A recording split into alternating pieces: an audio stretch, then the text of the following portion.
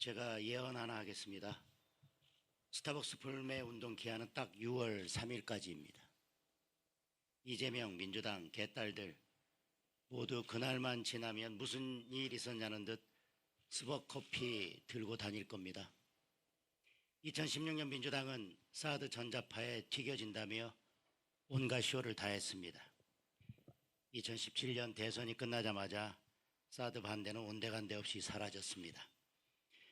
문재인은 취임 한 달 만에 사드 배치 찬성 입장을 내놨습니다.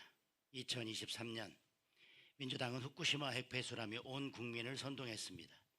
2024년 총선 이후 민주당이 후쿠시마 이야기하는 거 봤습니까? 이재명은 일본 가서 후쿠시마 수산물 수입 논의까지 했습니다. 이번 선거 죽창가의 대상은 스타벅스입니다. 이재명 재판 취소 특검에 분노한 민심을 스타벅스로 돌리려 하고 있습니다. 지방선거용 인민재판입니다. 스타벅스의 5.18 모독을 따지려면 먼저 5.18 전약 광주에서 접대부들과 술 먹고 놀았던 인천의 송영길, 강원도의 우상호 공천부터 철회해야 할 것입니다. 5.18을 주치 폭행의 방패로 삼고 있는 정원호도 사퇴해야 합니다. 죽창가냐 스타벅스냐 국민들께서 심판해 주시기 바랍니다. 이번 금요일 국민들께서 내 커피는 내가 고른다는 자유시민의 의지를 확실하게 보여줍시다. 이번 선거는 이재명 개딸과 자유시민의 대결입니다. 김용남과 김상욱 후보 관련해서 말씀드리겠습니다. 이재명은 고리대가 망국의 징조라고 했습니다. 쓰는 건 잔인하다면서 고리사체에 대한 무관용 원칙을 주장했습니다. 그런데 그 무관용의 대상이 바로 이재명 옆에 있었습니다. 대부 브라더스 평택의 김용남과 울산의 김상욱입니다. 김용남은 농업회사법인 간판을 걸어놓고 차명으로 대부업체를 운영했다고 합니다. 서민 상대로 고리 돈놀이를 해서 1년에 3, 4억씩 벌었다고 합니다. 아니라고 잡아떼고 있지만 녹취록까지 나왔습니다. 청산 절차를 준비 중이라더니 5월 18일 날 대부업 등록을 갱신한 것으로 확인됐습니다. 국회가 아니라 감옥에 보내야 할 사람입니다. 김상욱은 국회의원이 되고도 1년 4개월 동안이나 대부업체 사내 이사 자리에 있었습니다. 10원짜리 하나도 안 받았다더니 고액 후원금 받은 게 드러났습니다. 그 돈이 어디서 나왔겠습니까? 대부업체와 필리핀 원정 성매매 관광 의혹까지 터지자 사업 구상하느라고 따라다니고 비행기만 같이 탔다고 합니다.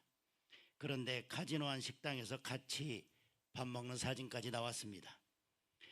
고리 대부 근절하겠다는 이재명의 말대로라면 이 파렴치한 두 후보부터 사퇴시켜야 하는 것 아닙니까? 서민들 피를 빨아도 민주당이니까 용서되는 것입니까? 주서 야사, 낮에는 서민, 밤에는 사채업자, 대부 브라더스 보호하는 민주당을 반드시 심판해야 합니다. 김태흠 경남도지사 후보 통편집 관련해서 말씀드리겠습니다.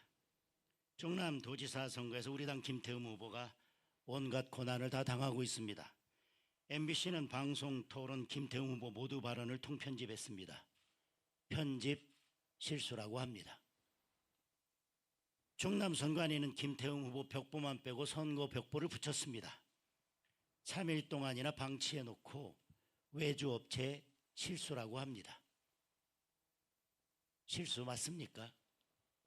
왜 이런 심각한 실수는 하필 국민의힘 후보 관련해서만 발생하는 것입니까? 앞으로 이런 실수가 전국에서 수없이 나올 게 뻔합니다. 우리 당이 대전 MBC를 고발했는데도 경찰은 지금까지 꼼짝도 하지 않고 있습니다. 야당 당사는 서슴없이 밀고 들어오더니 MBC 근처에는 발도 안 들여놓고 있습니다. 스타벅스 사건은 배당 하루 만에 고발인 조사를 끝내고 신속하게 정용진 회장 입건까지 완료했습니다. 김덕기 사건을 10달째 뭉개고 있는 바로 그 서울경찰청입니다. 이 정도면 경찰이 아니라 이재명 흥신소입니다. 언론도 선관위도 경찰도 모두 민주당 선거 지원 기구가 됐습니다. 이런 마당에 선거가 공정할 거라고 믿는 국민이 있겠습니까? 국민이 언론이 되고 국민이 선관위가 되고 국민이 경찰이 되어주시는 수밖에 없습니다. 국민 한 분 한 분이 민주당의 실체를 알리는 스피커가 되어주시고 선거 부정을 막는 국민 감시단이 되어주시기 바랍니다. 국민의힘은 단 한 표라도 지키겠다는 각오로 국민과 함께 끝까지 싸우겠습니다. 이상입니다.